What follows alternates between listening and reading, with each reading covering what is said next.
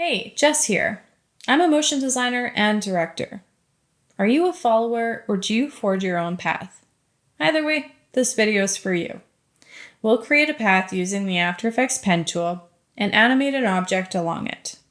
This butterfly is ready to spread its wings and take flight. Let's create the path this butterfly will fly along. We need the pen tool, which is up top in your toolbar, or you can use the shortcut G. Click on the Composition Viewer panel to begin drawing a path. Create an initial point right around where the butterfly is. Next, we'll make another point for our path. If you click and drag, you'll create a Bezier curve with handles. To snap the handles to a 45-degree increment, you can hold Shift while doing this. We can always revise this path after we draw it, so there's no pressure to make it perfect.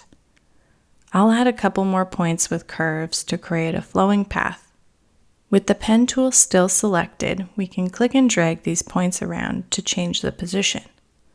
You can also drag the handles to adjust the curve and angle. Clicking on a path will add a new point.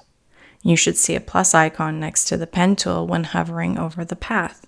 To remove a point, hold Ctrl and click on it. You'll see a minus sign next to the pen tool icon while hovering.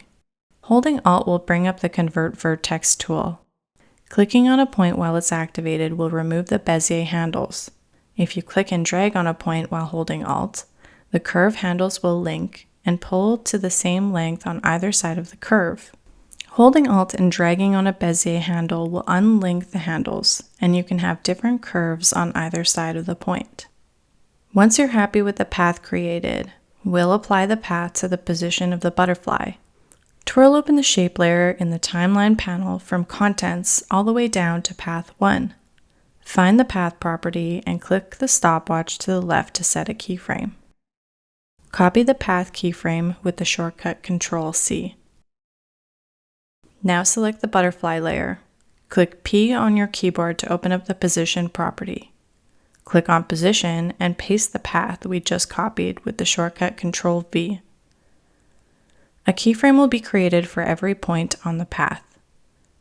The keyframes in the middle of our path will adjust with the timing and speed changes of our start and end keyframes, unless you start tweaking them individually.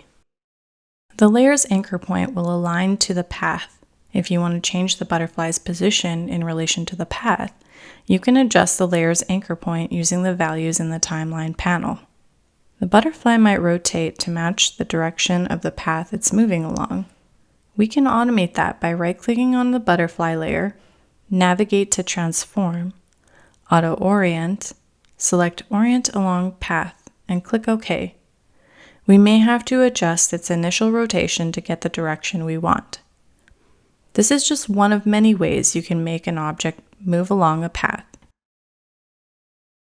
Did you know that you can also copy paths from Illustrator into After Effects? Have fun with paths, and thank you so much for having me as part of your After Effects learning journey.